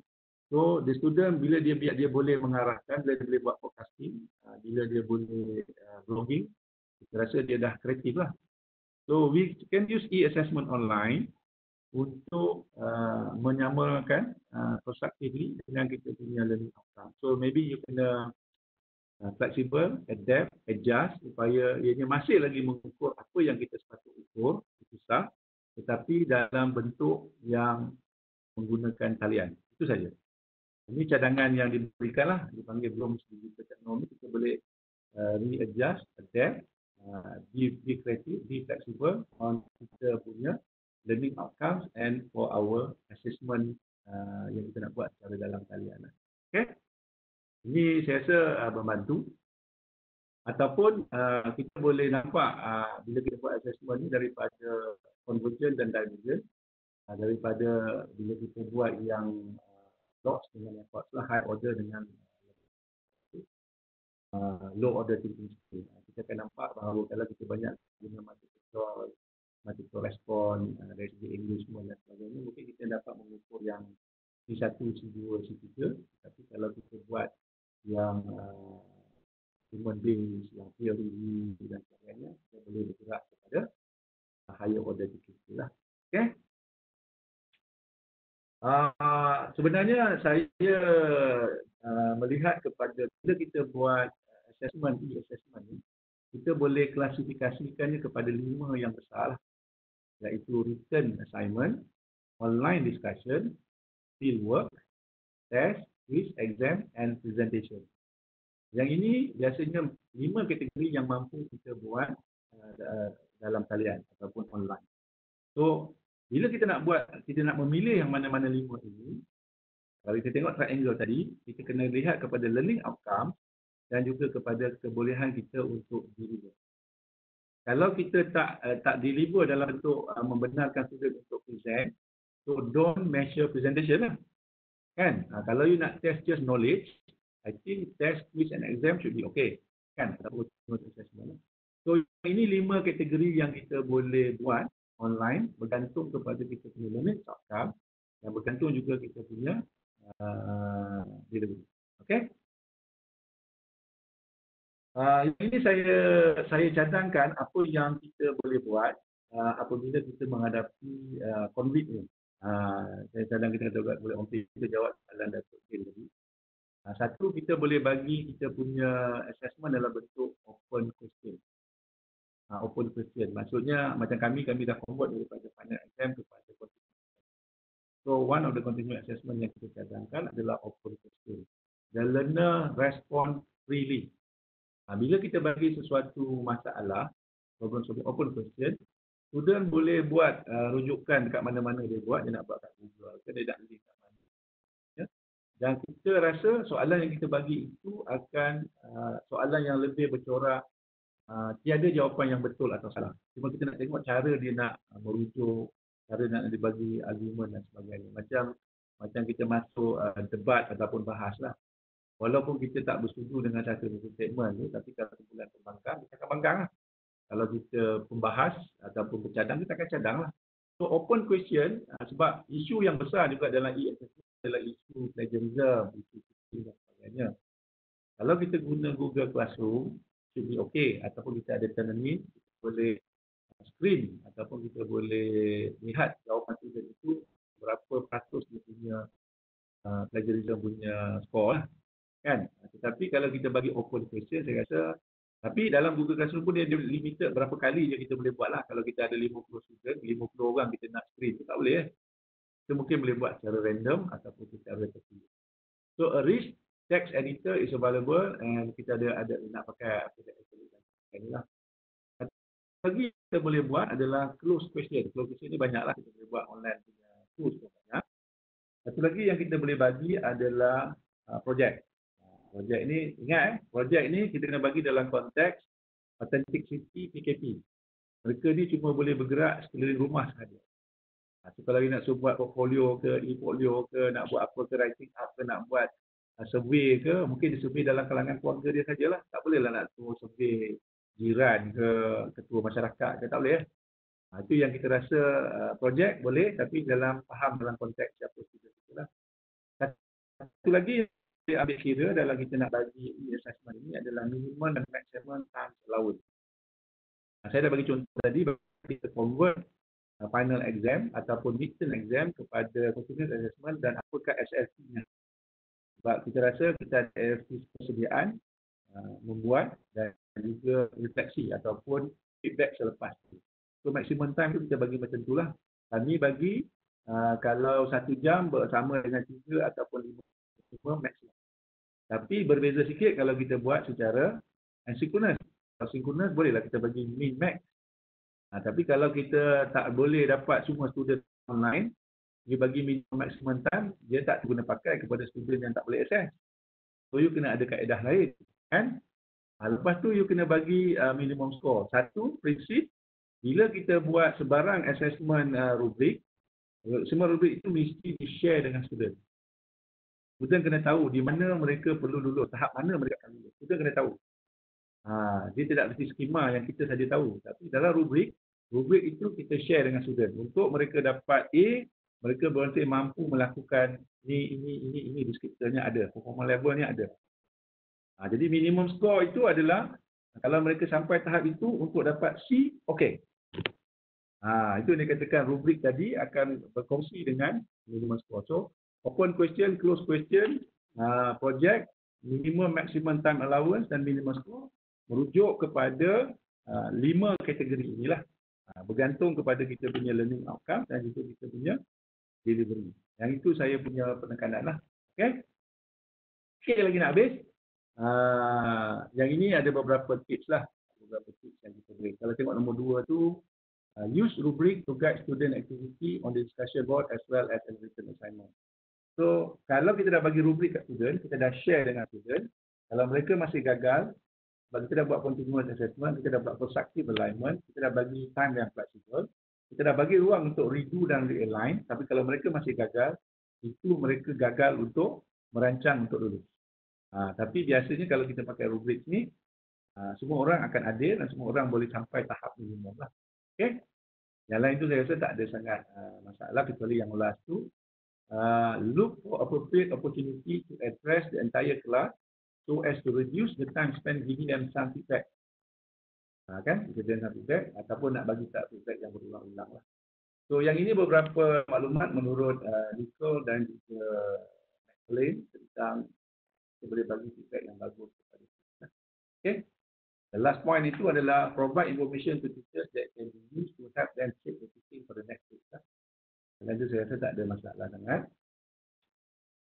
Last but not least adalah improving kita punya ini saya ingat dua slide saya yang terakhir. Saya tengok dalam banyak yang saya buat perkongsian bersama dengan lecturers di UNEP, perkongsian dengan student dan juga kami punya training of trainers. Saya rasa yang ini adalah beberapa perkara yang mungkin boleh membantu kita membuat assessment dengan lebih konstruktif lah. First of all, know why we are assessing. Yang itu kena fahamlah sama ada kita nak buat formative, summative, diagnostic ataupun kita just nak sebagai maklum balas untuk merancang dan sebagainya. Ada we doing evaluation all that. Ini bergantung kepada kita punya learning outcomes dan juga objektif kita lah. So align learning outcome with assessment. Yang ini saya rasa kita dah bincang banyak tadi. This must be aligned. Masalahnya kebanyakan kita mengajar apa yang kita tahu. Kita tidak mengajar apa yang student sepatutnya tahu. Konsep tu nampak jahat, tapi itu yang banyak berlaku kepada kita lah. We are teaching what we know rather than we are teaching what the students supposed to know.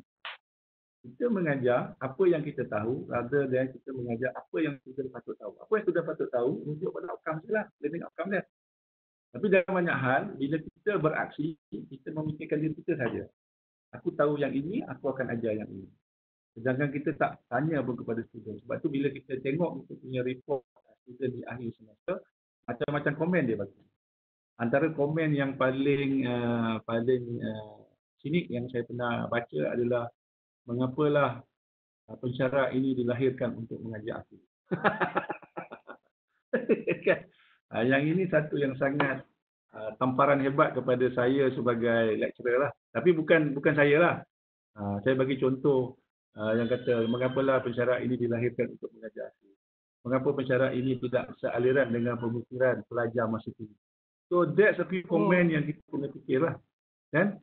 Tapi patutnya komen-komen itu dibaca oleh dekan semasa mesyuarat markah peringkat sekolah. Tapi tak ramai dekan yang baca kot komen-komen itu, cuma dia bagi je. Tengoklah. Patutnya komen itu dibaca kepada lecturers lah.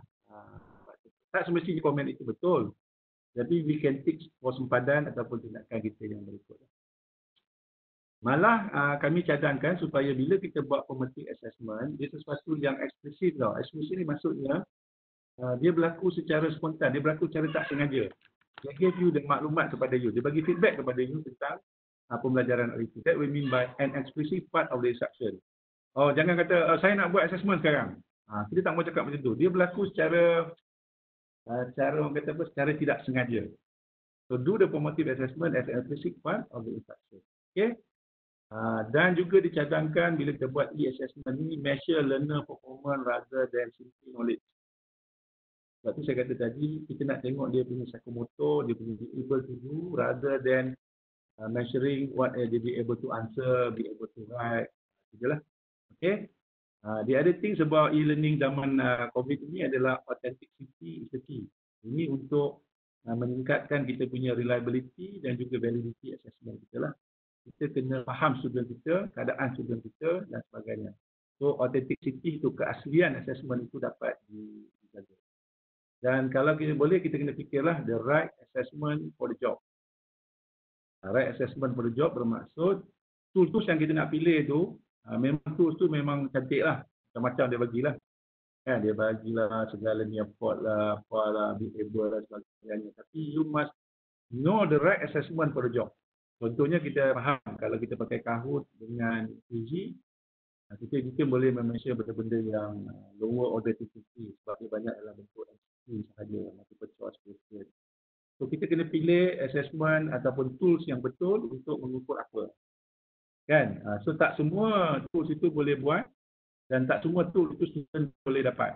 Ada student tak boleh nak guna tools tersebut sebab capaian dia dan sebagainya. So feedback should be used to improve learning ataupun sebagai feed forward lah.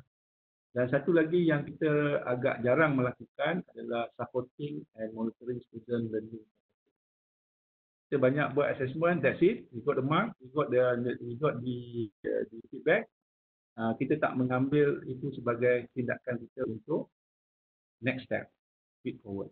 So this is a few point yang kami rasa kita boleh fikirkan bila kita make a decision to do any assessment online. Okay. I think that's it. Terima kasih. Just stay at home. Kita jaga kita. Mohon maaf kalau ada yang tidak berapa dipersetujui ataupun tidak mencapai learning outcomes yang tuan-tuan dan puan-puan harapkan pada perbincangan pagi ini. Saya kembalikan balik kepada Rusi. Terima kasih banyak. Okay, terima kasih Prof. Prof, ada beberapa soalan lagi. Okey ke? Boleh, tak ada masalah. Berapa ni? Right. Oh, ada masa lagi. 11.28. Alright. So antara soalan tadi yang dalam live chat tu ada perlu kelulusan Senet. Saya tak faham perlu kelulusan Senet adakah bila kita tukar kepada konsep online assessment ataupun macam mana? So soalan tu daripada Dr. Emilia. Kemudian ada lagi satu soalan yang kedua iaitu untuk pencapaian kognitif 2 dan 3 adakah memberikan banyak kuis sebelum ujian atau peperiksaan akan membantu pelajar? Okey. Puan nak jawab dulu ke? Boleh. Alright. Saya kata terima kasih pada soalan yang sangat baguslah. Soalan yang pertama tadi tentang Senet. Saya tak sambut jadi macam apa tu ketua pengarah KM semalam kan. Dia jadi wira kita kan. Balik pada Senet tu, saya rasa semua universiti di Malaysia, khususnya universiti awam, telah diberi otonomi akademik lah. Dan kalau mengikut kita punya kuasa the highest authority body dekat universiti berkaitan dengan akademik ini adalah Senet.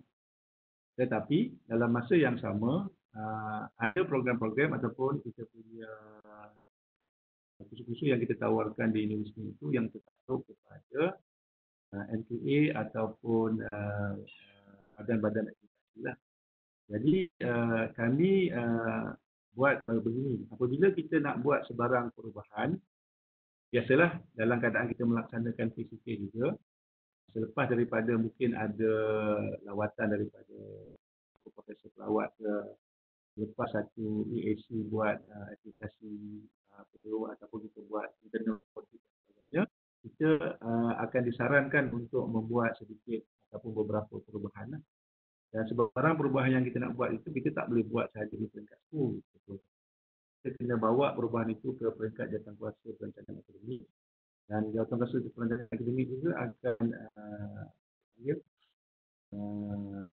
meneliti kita punya cadangan dan saran masyur itu. Dan mereka cuma boleh mengusulkan untuk dibawa kepada Senet untuk sebab selalunya bila kita buat sebarang perubahan tanpa kelulusan Senet, nanti bila datang akreditasi ataupun untuk pengusahaan program kita program, dia akan bertanya daripada mana punca kuasanya. Daripada punca kuasa. Jadi kalau perubahan yang kita buat itu proper, mengikut standard prosedur yang kita tetapkan di universiti masing-masing, maka tidak ada masalah lah. Sebab tu saya kata tadi, bila kita nak buat perubahan ini, kita kena rujuk kepada pemiling yang dikeluarkan oleh NTA ataupun manual yang dikeluarkan oleh badan-badan akreditasi. Jadi apabila Senet nak buat keputusan juga, dia akan merujuk kepada pekeliling-pekeliling ini supaya Senet tidak membuat keputusan yang salah. Sebab kalau kita buat sebarang perubahan tanpa kelulusan, bila timbul akreditasi nanti, kita takut. Sebab isu akreditasi ini adalah isu kualiti. Kita takut program ataupun kursus yang kita bagi itu tidak mencapai standard kualiti yang diharapkan.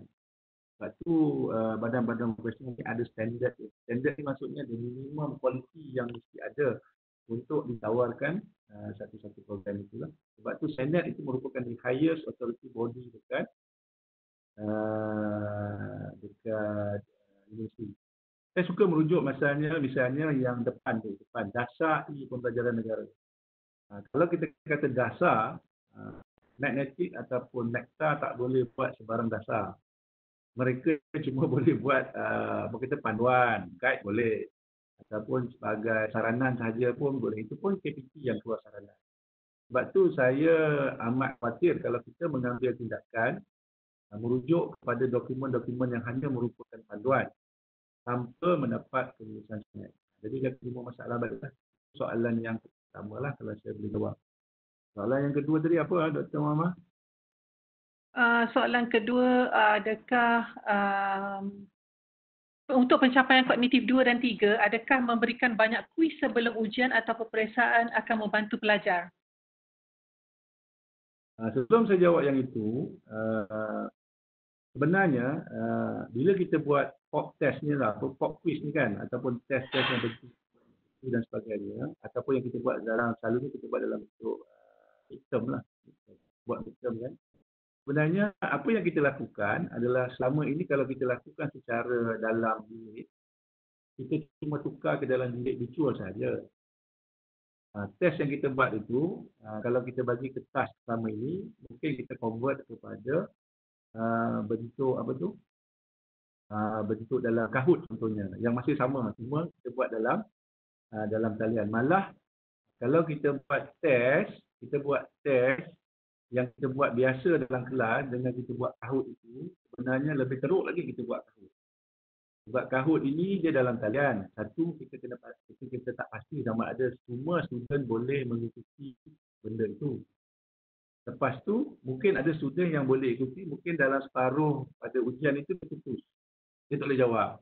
Ataupun dia punya data habis ke, komputer dia hang ke, phone dia hang dan sebagainya. Sedangkan kita buat synchronous punya test. Sebab tu kami lebih sarankan kepada lecturer, kalau nak buat test, tukar kepada continuous assessment. Sebab bila kita buat continuous assessment atau alternative assessment, dia memberi ruang kepada yang synchronous dan juga asynchronous untuk memberi respon. Kan? Memberi respon.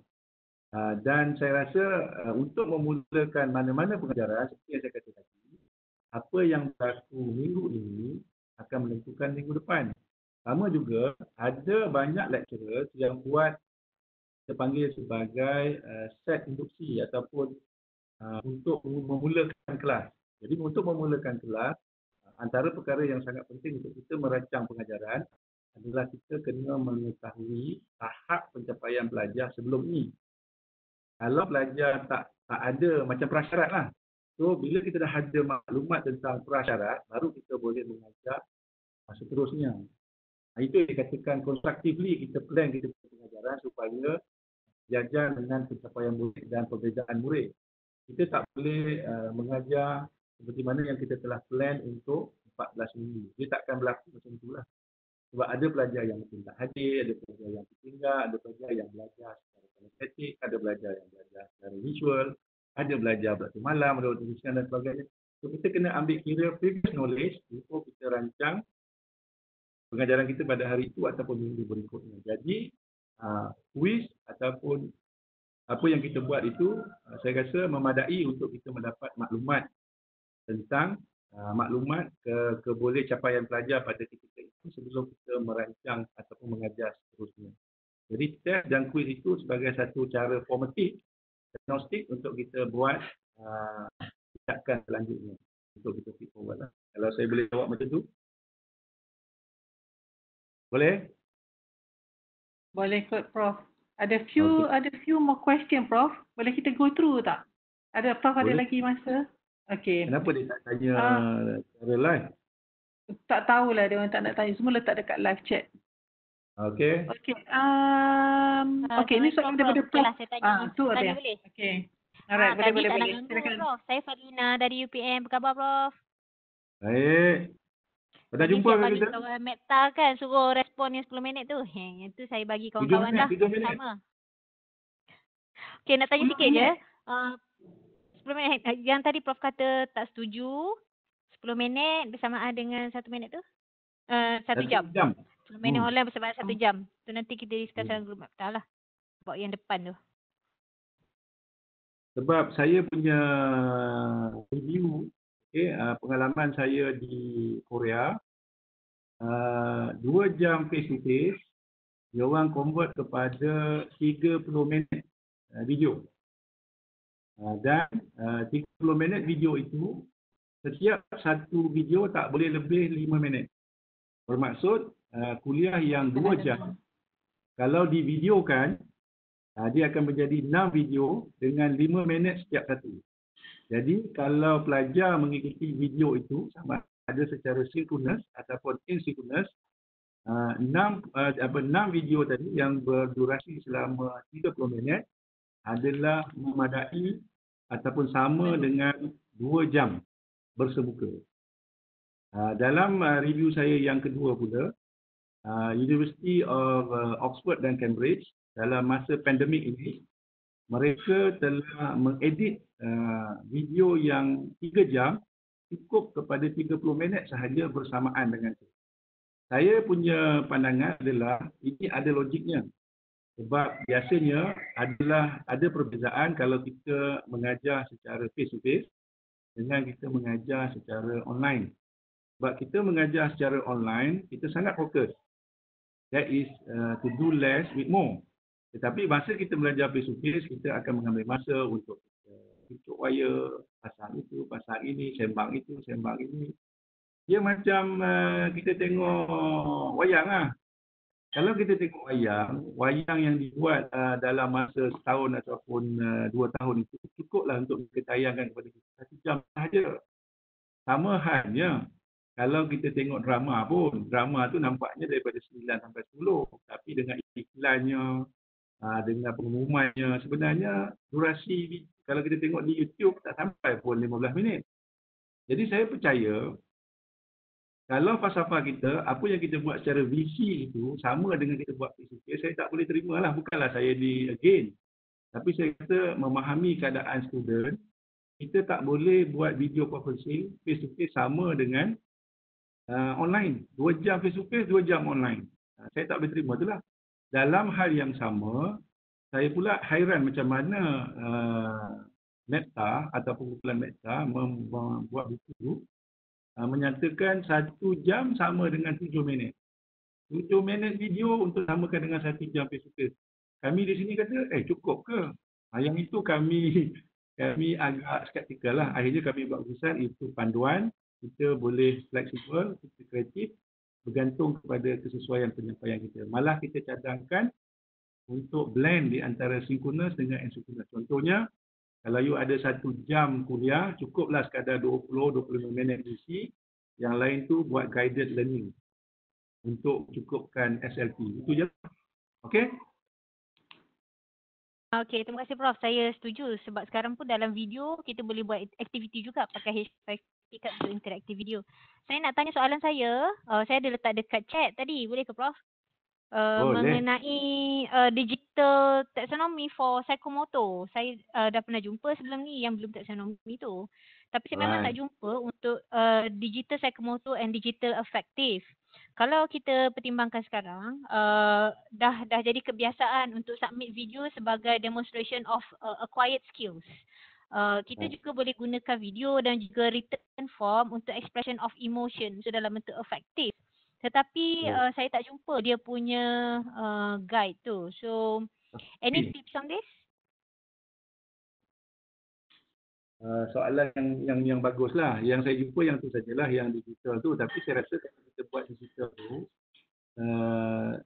salah tak atau kalau kita mengukur yang kognitif, dalam masa yang sama kita akan nampak dia punya ataupun kita measure psychomotor tu, sebenarnya kita measure kognitif. Dalam masa yang sama kita akan nampak dia punya attitude lah. Saya ambil contoh lah, misalnya kalau kita tengok dalam konsep solat misalnya kan. Solat tu 5 waktu wajib. Kemudian solat itu menghalang dari segi melakukan kemungkaran. So kalau kita rasa kita tanya soalan, pelajar mungkin boleh jawablah secara tulis. Tetapi kalau kita buat secara online, kalau kita nampak pelajar itu boleh melakukan solat, boleh tak kita andaikan mereka dah tahu solat itu memang 5 waktu dan dia dah ada penghayatan solat itu Dan kita boleh ukur 3 dalam 1 lah kalau macam tu. Sebab saya rasa kalau kita ada Sakamoto tu macam tadi kan dia cakap macam kita boleh buat forecasting, kita boleh buat filming, kita boleh buat apa sebagainya kan. Sebab tu saya kata kalau kita lihat waktu kita tulis kita spesifik macam kita tulis terpisah lah antara C, E dengan A. Sebab tu saya cadang tadi kalau kita boleh realign, boleh readjust supaya dengan satu assessment kita boleh nampak 3 dalam 1. Dengan mengambil kira yang digital taksonomi tadi. Kalau saya boleh jawab macam itulah. Tapi saya rasa itu bukan tamat lah. Boleh Ya, saya setuju. Memang selalunya kita patut bagi something like enriching assessment lah. Kan? Okay, terima kasih. Yes. Okay, Prof, ada satu soalan. Okay. Prof. Ada. Ya. Prof Sarif. Ya, saya. Okay, Datuk. Soalan tadi rasa belum jawab lagi secara sepenuhnya. What is your pandangan the best assessment for big groups that you ever used? Your experience. Tell your experience. Share experience. Saya kalau buat selalunya bila kita buat assessment ni Datuk, kita boleh buat assessment untuk group. Tetapi biasanya kita akan bagi report based on individual. Saya bagi contoh kalau Datuk nak buat assessment group, Datuk boleh bagi satu kita bagi satu statement ataupun satu soalan, satu problem statement, tetapi perlu diselesaikan dalam bentuk kumpulan. Dalam bentuk kumpulan maksudnya ada orang yang akan buat A, ada orang yang akan buat B, ada orang yang akan buat C, ada orang yang akan buat D, ada orang yang buat E.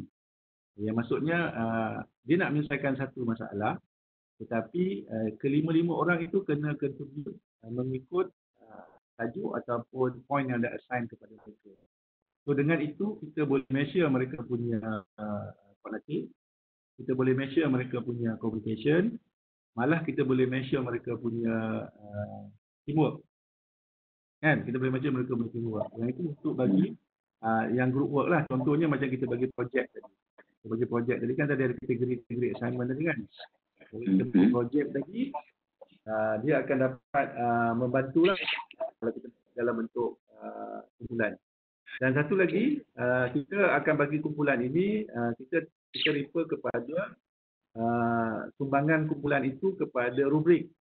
Bermaksud kalau hasil projek mereka itu menepati mana-mana kuadran atau mana-mana performance level, semua orang akan dapat skor yang sama lah. Saya rasa lah. Jadi saya rasa yang itu bagus sebab saya punya prinsip itulah. Kita ni kalau boleh nak bagi assessment dekat student dalam bentuk learning ni ataupun online ni bagi yang simple, flexible, realign, redo. Saya punya prinsip itu. Yalah, I have about 100 students sekarang ni. So boleh bagi 8 bulan? Boleh. Group work lah. Tapi banyak bentuk projek lah tu. Projek kalau kita tengok kategori tadi dalam bentuk mungkin presentation, field work, ataupun online discussion pun boleh, tapi dia group discussion lah. Peer boleh. Kan? Okay. Tapi kalau kita nak bagi test quiz ataupun written assignment ni, biasanya dia bercorak individu, tapi written assignment pun boleh bercorak kumpulan lah. Tapi kita assign dia punya task tu kepada setiap individu. Satu masalah lah. Okay. Okay, Prof. Thank you. Okay. Terima kasih, Dok. Okay, Prof. Prof ada satu soalan daripada Prof. Yes. Tamatnya soalan saya. Saya tertarik dengan yang penerangan Prof tadi, baru sekejap ni. Sebelum ni saya buat macam tu juga tapi terfikir. Sebelum ni saya kalau setiap student tu kita bahagi-bahagikan tugas berbeza. Lepas tu kita add up jadi satu grup. Lepas tu akhirnya markah yang sama diberi kepada semua orang. Itu yang saya punya pengalaman lah. Adakah Prof buat macam tu juga ataupun student tu dapat markah untuk apa yang dia buat sahaja? Faham tak saran saya? Maksudnya bila student tu dalam satu grup tu ada 5 orang. So setiap 5 orang tu dia buat skop berlainan.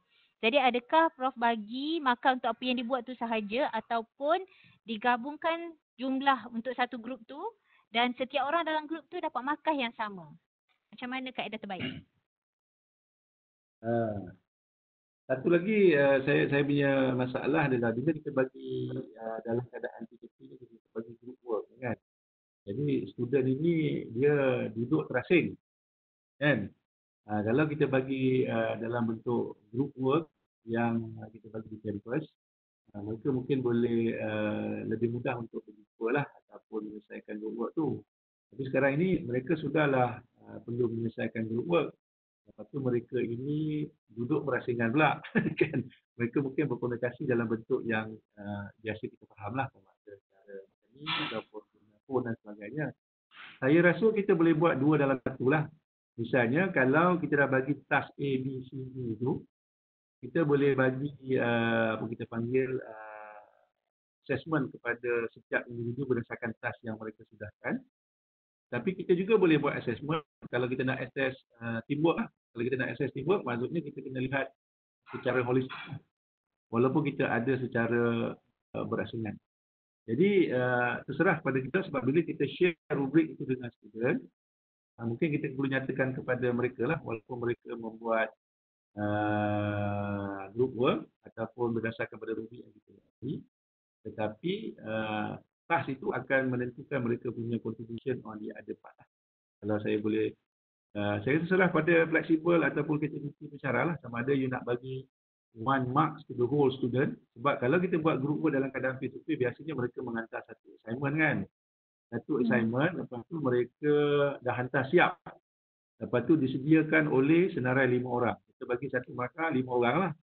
Tapi kalau kita bagi task itu kepada kumpulan dan mereka submit itu secara berasingan, cuma mereka menyelesaikan satu masalah yang sama, saya rasa kita berpeluang untuk bagi markah yang berbeza kepada pelajar yang berbeza lah. Itu beza bila kita hantar secara individually ataupun kita nak minta mereka hantar secara kumpulan. Tapi dalam konsep e-learning ini, sebab bila kita buat continuous assessment, kita akan bagi mereka masa yang kita kata untuk mereka memudahkan assignment itu. Dan mereka akan menghantar assignment itu secara individu.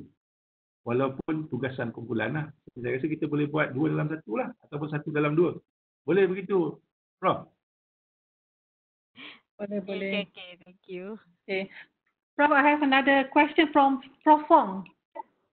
Yes, Prof Fong. For a cohort in this MCO period, if 90% students can complete project online but 10% no connectivity, so that 10% is expected to complete online project selepas MCO tamat. But what if MCO extend and those 10% students remain at home with no connectivity? How shall we assess this 10% fairly and legally? Okay.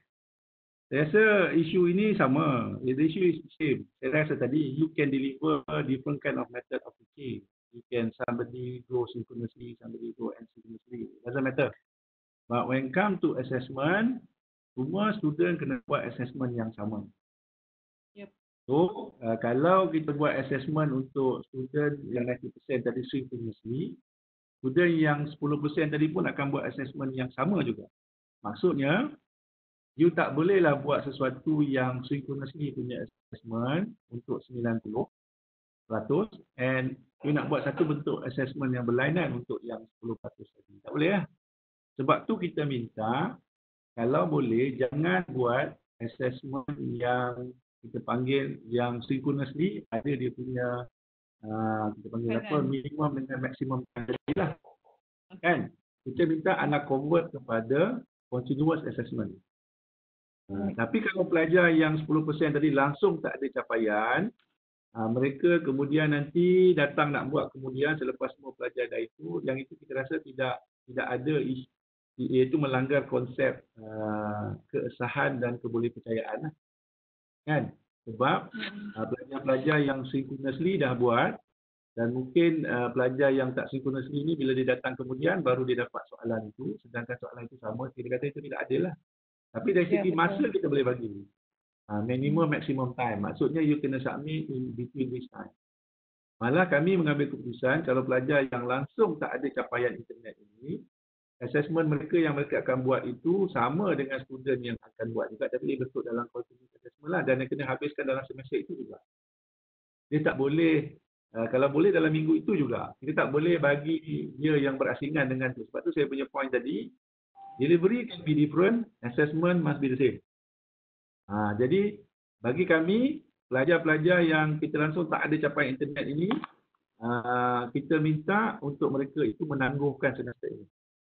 Tapi itu ada tak bagi mereka? Contohnya kan, ada kaitan dengan PPN dan sebagainya lah.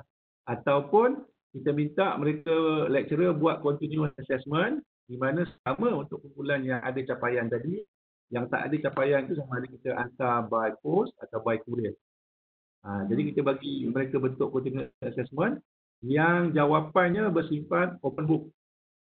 Kita tak boleh bagi jawapan yang definite bagi yang kumpulan synchronous dengan yang tak ada capaian tadi. Maksudnya kumpulan yang buat asynchronously atau synchronously itu habiskan minggu itu, saja yang post tadi tu mungkin dia makan masa 2 minggu, tetapi dia punya assignment itu yang kita bagi itu dalam bentuk yang jawapan mereka boleh berbeza-beza. Dia tak ada definite answer lah.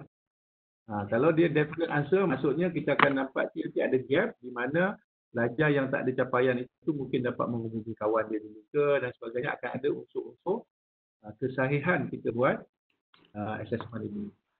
Jadi kita kena bagi yang open book lah, yang mana dia bercorak pendapat, kata bercorak yang case study ke mana dia akan buat di tempat dia.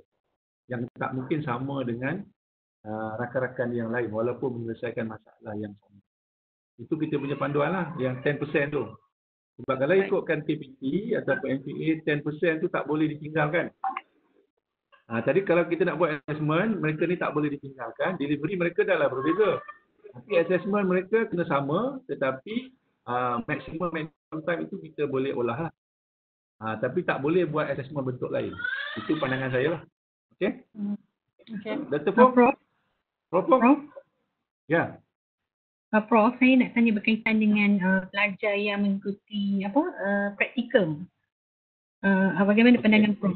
Pelajar yang adakah boleh kita beri supervision by online ataupun apakah pendekatan yang terbaik? Terima kasih, Prof. Ini isu yang kita bincang panjang lebar lah di UMAP. Okey. Pada peringkat awal, kita bincang untuk memulakan online ini bila. So UNIMAP ambil keputusan untuk mulakan pada 6 hari bulan April. Bagi yang belum beberapa bersedia, kita boleh bagi ruang sehingga 17, 20 dan 27 mungkin semua kena mula.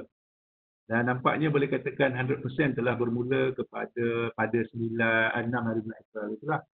So bila kita mengambil keputusan untuk mula pengajaran pada 6 hari bulan, kita dah mengambil kira jangka masa yang ada di belakang tu. Sebab kita dah mula 6 minggu kan.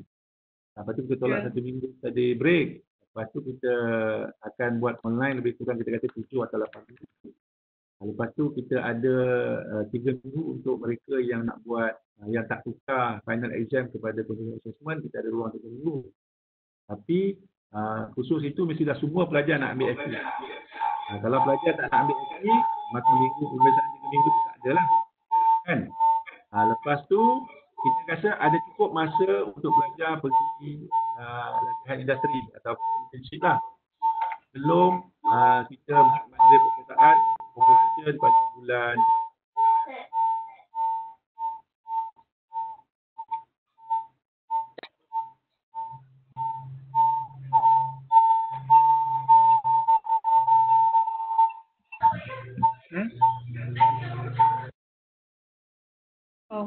ada gangguan. So, takkan ada ni lah, takkan ada bersemuka kan. Maka UNIMAP telah mengambil keputusan kalau industri setuju untuk buat latihan industri work from home, kita boleh benarkan. Kalau industri tak setuju to work from home, maka pelajar ini kena tunggu tahun depan untuk buat dia punya latihan industri.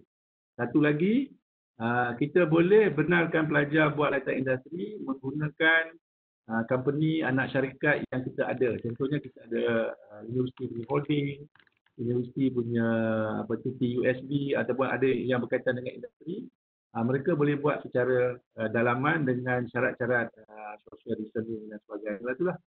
Jadi kita ada satu scheme yang dipanggil latihan industri work from home ataupun intern from home lah, IFH. Itu je lah. Kan? Saya boleh jawab gitu je lah. Hello.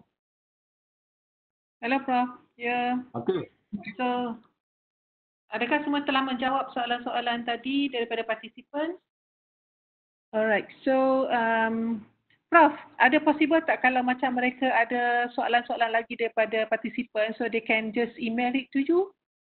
Can, they can do that. My email is just saleh@unimap.edu.my, or you can send a question by WhatsApp pun okay. I give you my number if you want. My number is 013-422-4111. 013-422-4111. 013-422-4111. So it's easier to answer by mobile lah. By email ni pun boleh juga. Jadi email ni 111 Prof? Ya? 111. Yes, 013-422-4111. Okay. Yes. Alright. Saya minta maaf lah kalau ada yang tak jelas, tak clear ataupun tak bersetuju dengan beberapa saya punya philosophy lah. Jadi saya melihat daripada keadaan PKP ini, we need to be more flexible, make things simple and realign everything for the student to make the assessment lah dengan mengambil kira keadaan hari ini. That's my concern. Saya bukan nak share apps ataupun tools untuk buat e-assessment. No. That's not me. Okay? Yep. Alright, Prof. So we have come to the end of the session. Terima kasih lagi sekali kepada Profesor Dr. Saleh Abdul Rashid daripada UNIMAP. Jika kepada para partisipan ingin mengajukan sebarang soalan, bolehlah emailkan kepada Prof. Saleh di saleh@unimap.edu.my ataupun sebagaimana nombor telefon yang tertera di live chat sebentar tadi. So kepada semua partisipan, thank you very much for attending. InsyaAllah until we meet again. Assalamualaikum warahmatullahi wabarakatuh. Terima kasih kepada Prof. Saleh.